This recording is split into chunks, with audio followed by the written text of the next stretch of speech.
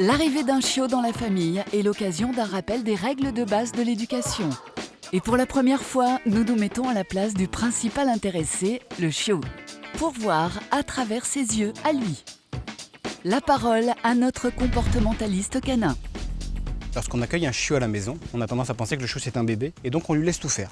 Il a le droit au canapé, quémander à table, aller à l'étage, rentrer dans toutes les chambres. Le problème c'est que le chiot, c'est le futur chien adulte de la maison. Et donc il faut lui donner les bonnes habitudes tout de suite. Bonjour. Bonjour Julie. Ça va? Oui, vous? Très bien. Quand on a un chien, surtout un jeune chien, ce qui est très bien, c'est de réduire son espace pour donner plus de privilèges à l'enfant. Il y a les barrières pour les enfants. Oui. Pour pas qu'ils aient accès à l'étage. On va servir des barrières aussi pour lui pour qu'il n'ait pas accès à l'étage. D'accord. Je vois qu'il y a une barrière aussi dans la cuisine. Oui. C'est pour les chiens? Non, c'est pour les enfants. Ah bah, on va s'en servir pour les chiens. En fait, la cuisine, c'est un espace qui est privilégié à la famille et pas pour les chiens. D'accord. Alors, vu qu'on lui a réduit son espace, il faut qu'on lui fasse un coin à lui. Est-ce qu'il a un panier? Non, par contre, il a une varicannelle dehors et il aime bien y aller. Bon, si ça ne vous gêne pas, ce qu'on va faire, c'est qu'on va la rentrer et on va lui faire son espace dedans. En prenant soin bien sûr d'installer cet espace au calme, en dehors des lieux de passage. Alors vous voyez, on a à peine posé la caisse qu'il est déjà rentré dedans. Donc, ça prouve qu'il avait envie d'un espace. C'est beaucoup plus rassurant pour lui d'être dans un petit espace comme ça, alors qu'il y a des enfants qui bougent, qui courent, qui jouent.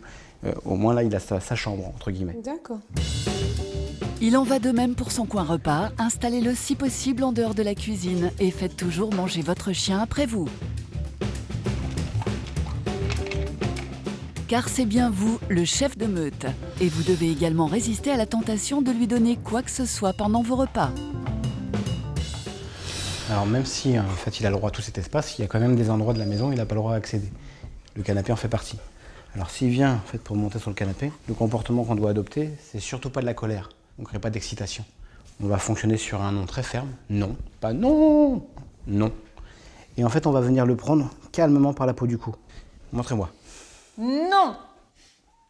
Non. Voilà, ça c'est parfait. Par contre, s'il est très excité, il faut absolument que ses deux pattes avant se lèvent. Qu'il retrouve la sensation de la maman quand elle prenait par la peau du cou et qu'il était porté. À 3 mois, Indigo s'oublie encore parfois dans la maison. Des petits pipis qui déclenchent évidemment de grosses colères. Qu'est-ce que t'as fait? Il y en a partout encore. Regarde. Oui, tu peux me regarder. Oui, regarde ce que t'as fait encore. T'as fait pipi. Je suis toujours obligée de nettoyer derrière toi, Indigo. C'est bon, hein. T'arrêtes maintenant. Hein. C'est vraiment un gros dégoûtant. L'erreur principale, c'est de disputer le chien alors qu'on n'a pas assisté à la bêtise. Le chien n'a pas du tout de notion de temps, donc quand il va se faire disputer, lui, il ne sait plus pourquoi on le dispute. Donc là, on va l'aider Julie à avoir des bonnes attitudes par rapport à la propreté. Alors là, Julie, premier petit conseil, on ne nettoie pas devant le chien. Le problème, c'est que quand on nettoie devant le chien, on marque un intérêt à ce qu'il vient de faire. Mais qu'est-ce que je fais s'il recommence? Si vous ne prenez pas sur le fait, il n'y a rien à faire. Il a fait pipi, c'est pas grave, on le prend calmement par la peau du cou, on l'enferme, on nettoie hors présence et on fait revenir. Il peut arriver par moment en fait, que le chien fasse pipi parce qu'il a plus d'intérêt en faisant pipi que quand il ne le fait pas. Vous rentrez du boulot, on ne va pas s'occuper de lui alors qu'il n'a rien fait.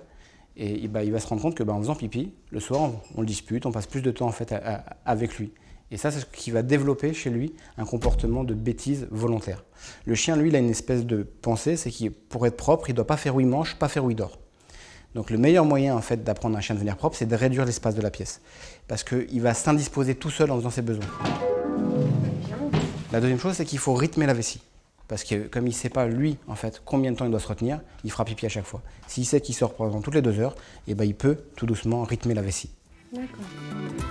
Une sortie pipi ne doit pas être un moment de jeu.